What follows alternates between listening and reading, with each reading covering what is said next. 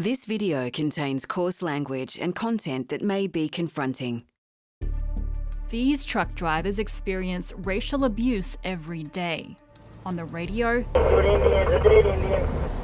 on social media, and in person. Before sitting in this truck, he spat on me. I have to be careful all the time.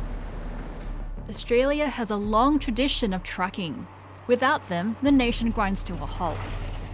But behind this well-oiled machine lies a problem no one knows how to fix.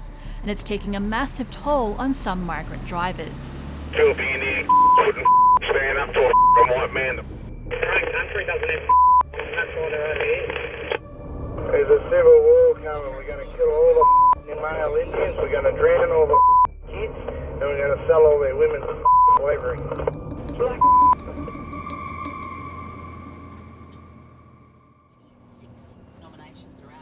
Pipple has been hauling freight for more than a decade. He worked his way up to the multi-combination license, the highest license for road vehicles, and began driving large trucks interstate about a year and a half ago. That's when he started hearing the abuse. You won't find anyone saying on the radio that this is not right, this is not Australian way to do things.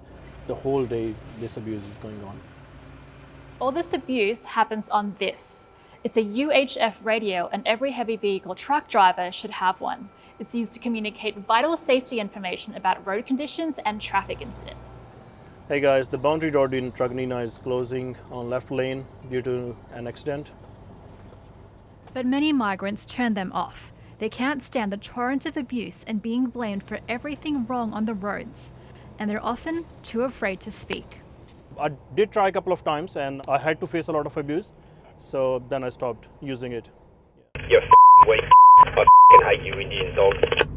If the accent is Aussie accent, that's acceptable. But if it's like Punjabi or Indian accent, you will face a lot of abuse for that. So why would anyone would turn this thing on? Yeah, there's no point. The nature of the UHF means there's little accountability for abusive speech. Users don't need to identify themselves, and the radio's short range means interactions are fleeting.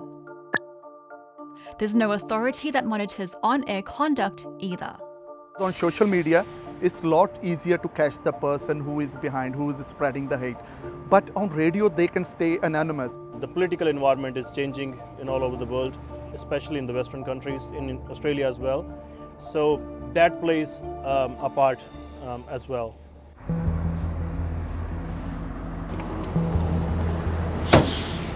Jaswinder, an Australian citizen and father of two, has been driving for more than a decade. He remembers chatting to his wife on the phone in Punjabi at a fuel stop in South Australia. And that guy, he jumped out and said, this is Australia, speak English. And I simply replied to him that I'm not talking to you. If I need to talk to you, I'll speak in English, you know. Then he walked away, went to pay his fuel, came back, and before sitting in his truck, he spat on me. That is the one incident which I will never forget, because it's humiliating, it's really bad.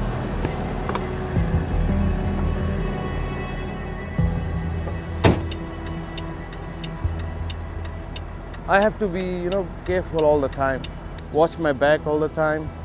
Now every Indian driver thinks he don't want to talk to the Australian driver, because in his mind he will think that, oh, he might be racist too, but it might be not the case.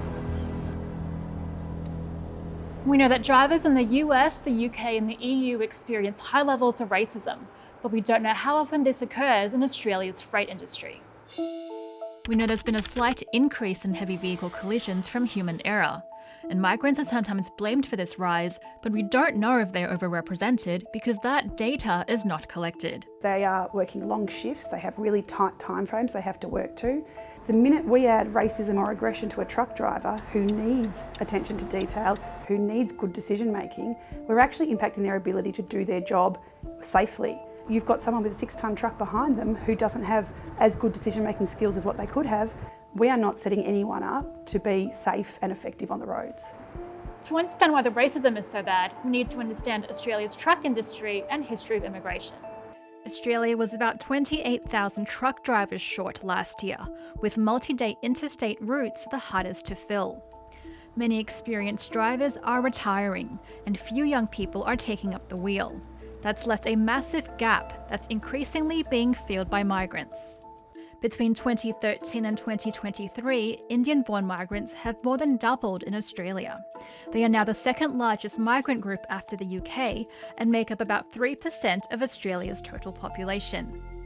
Many previously worked in IT, business and engineering, but became truck drivers when their overseas qualifications weren't recognised. Because of the historic oversupply of truck drivers, only the most experienced were hired. So businesses aren't in the habit of training drivers or checking their experience matches their credentials. But now, the industry is desperate for drivers, and it's setting new drivers, including migrants, up for failure. During COVID, the companies were so desperate for the drivers, they were not even, worried about if the driver actually know how to drive a truck or no. And during that time, lots of accidents happened. We've got this great big problem that nobody's really dealing with it. We haven't actually worked out how to deal with the racism, because when you start out in the industry, you make mistakes, and it just takes one mistake and then everybody who is of Indian descent all of a sudden is picked on. So where can complaints be made to? The country's heavy vehicle regulator handles compliance, not conduct in the workplace or on the radio. Safe Work Australia develops model workplace safety laws, but it's the state and territory regulators that enforce them. And those regulators say employers are responsible for minimizing psychosocial harm. Racial vilification also falls under criminal law, but in practice, holding perpetrators to account is nearly impossible without being able to identify them. To help newcomers, including migrants, into the industry become more skilled and challenge racist misconceptions, experts want to improve driver training and make licensing more consistent across states and territories. People coming here from overseas is not a problem because we have a shortage of drivers. We just need to make sure that the people that hop in the truck have had their competency verified by the person who owns the truck. And then we need the person who owns the truck to know that he needs to be doing that. Reforming the industry is hard. Some would like to introduce an accreditation process for transport operators to ensure they're meeting minimum standards and obeying laws.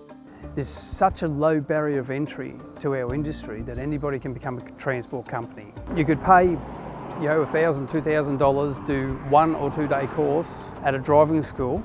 You can go and hire a truck, tell people you're a transport company, or buy a truck, knowing nothing about the industry. Jaswinder wants to see more practical training for new drivers instead of the standard 2-day courses. But something all drivers can do to help these guys out right now is to call out racism. The people who actually support Indian drivers, they should speak more. The racists, they are very, very less in number, but they're really loud. They speak all the time. And the people who are not actually racist, they just stay quiet,